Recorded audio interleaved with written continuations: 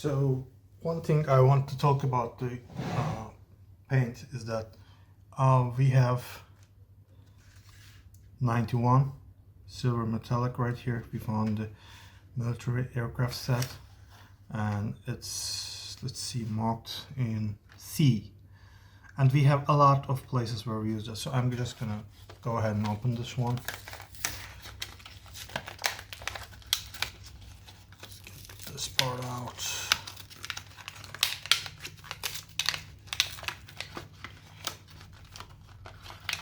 Come on, don't be too difficult. Yeah, success. Anyway, we have this is the exact number. So this is the right color. And we have like a lot of places where we use this. So what I'm gonna do is I want to like open it and use it in all places I need to use it, and then, you know, pretty much be done with it. So I don't want to go around doing a lot of stuff with it. I certainly don't want to open it, tin it, and then, you know, go on painting again. So what I need to do is single out all the pieces that use this C, which is steel metallic number 91.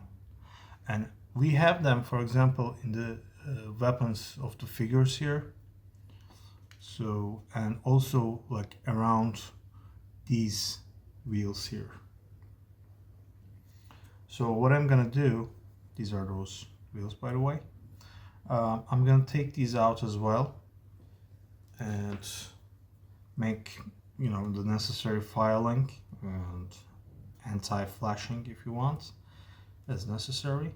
And then I'm gonna make them ready for painting. I'm gonna mask the front because I need to paint only the sides.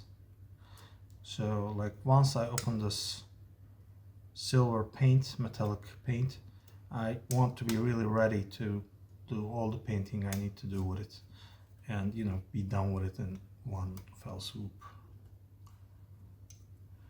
It's possible I will need to do more later in the process, but as much as I can, at least, I want to do it in just one go. You know, as much as possible. And again, if I'm not mistaken, yeah, we have again 4 per side of the tank of these kinds of larger wheels, so 8 in total. Let's go like this. Well, for the last attaching part, I just like to rotate and turn it like that. It may not be the best approach, but that kind of works for me, I guess.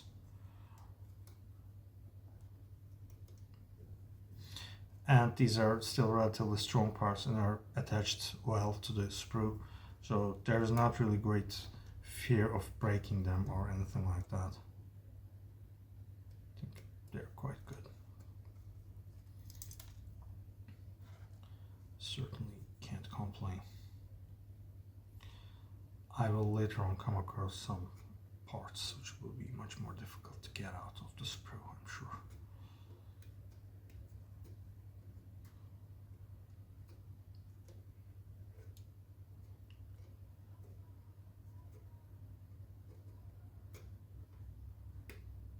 So these series 176 scale series are a legacy of Matchbox, which Revell acquired. Some of these are renewed, I think, but most of are like the old tooling, if you like. So the fit may leave something to be desired, frankly, but for beginner modeling, which is where I think I am now, I think it's quite sufficient and good to build experience and so on.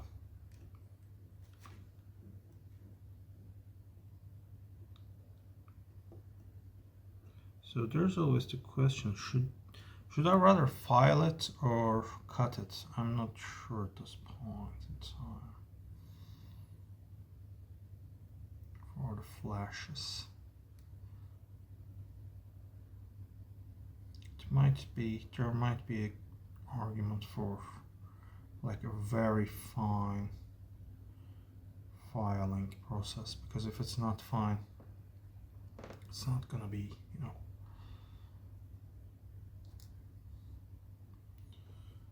it's gonna cut the main structure and it's gonna kill the details if you're not careful with the filing, if you use too hard of a file. So you have to go quite careful in that. It definitely has some flash I should get rid of, but very gently, very gently. Yeah. And again, I recommend feeling with your fingers to see if they have any excess left. Okay.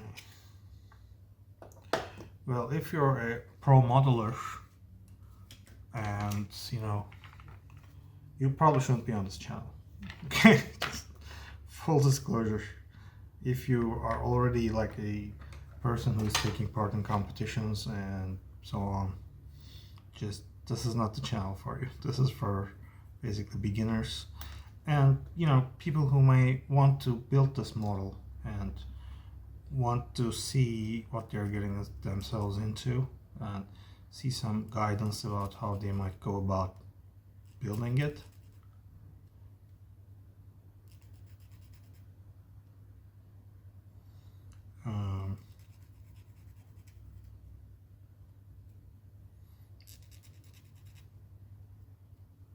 But yeah, like if you're a pro modeler, you're probably watching this for fun and not for advice.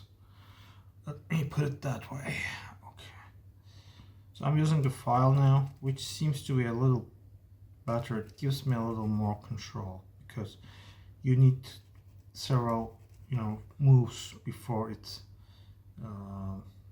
completes what it's doing, which is allows me to be more deliberate with what I'm doing compared to the razor blade, which just cuts through.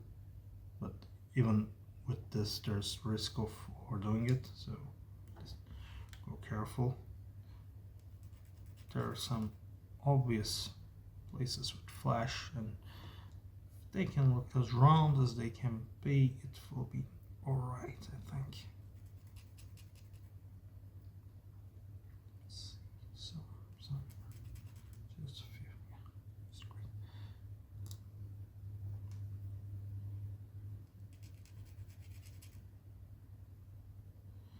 And after I'm finished with filing these, and I'm gonna be doing some masking.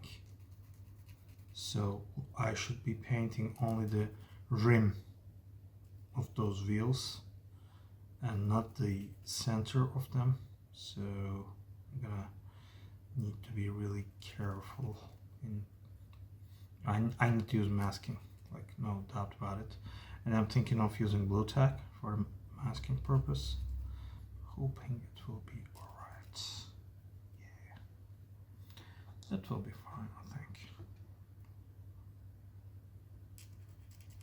And this is a nice file, like gives me so much control. Again, I've used it in several projects and just it's really controllable. It's not easy to overdo it, really. Of course you can, but with the razor blades, with the plastic modeling blades, it's much easier to overdo, and you can't come back from the mistake you made there. This is more forgiving, so unless there's like a huge flash sticking out, I believe I will recommend the file to get rid of the flash for these particular pieces. There is the concern that they may take out some detail in the filing process, which is a real concern. But again, for such a small build, I think it will be fine.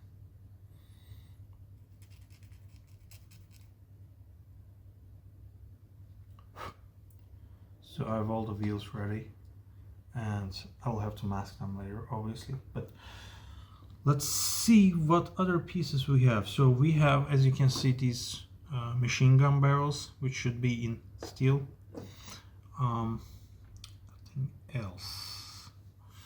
So I just wrote them in the name of the paint, like steel. You're very understand, very straightforward, which is how I like life to be in building a model. But let's see what else we have. Yeah, we have steel for this I don't know, paddle is it called here, and we need some steel for the handle of this tool, I believe. Yeah, for this as well. So we get a lot of, maybe I'm gonna divide this painting with other things because there's so much going on there. I think it will have to be like a different part, because I may need to mask that as well. I can do the like machine gun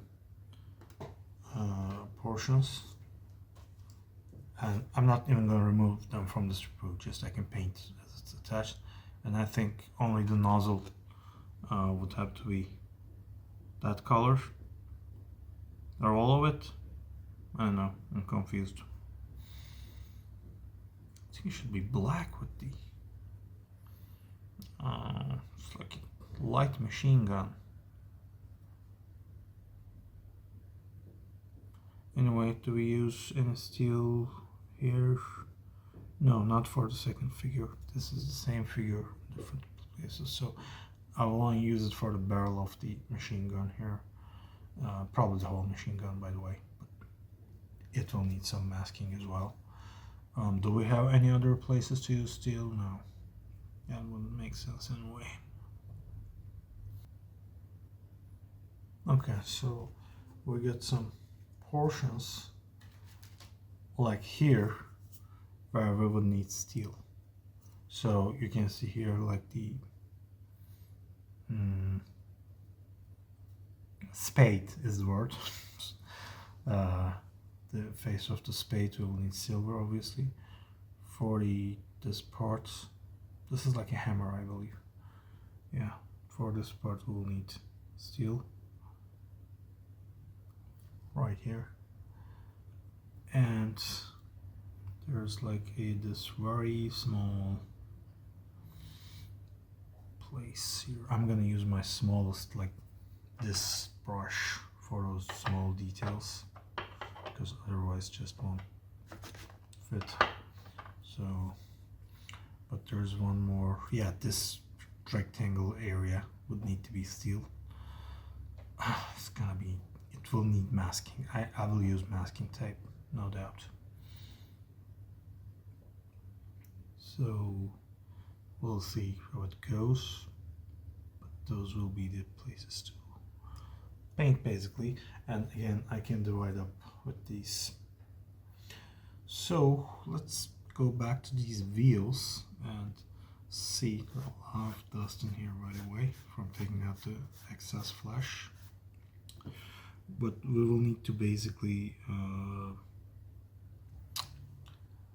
mask the middle, the center of the wheel. So let's go ahead and start doing that using blue tack, our good old friend blue tack. You know, for this one, I think I will. I hit this blade getting stuck, not opening. It's so annoying. That's not right. That's not how it should be. It shouldn't get stuck like this. Dangerous, right? Okay, so let's try with the small pieces first. Let's just remove those two small pieces on the top. Let's see how they work out. Okay. Get out the excess here. And I'm gonna make it into a ball, and then just from the center I'll start pushing to the middle so that there's no risk of painting the center. So I want this to be like as round as possible. and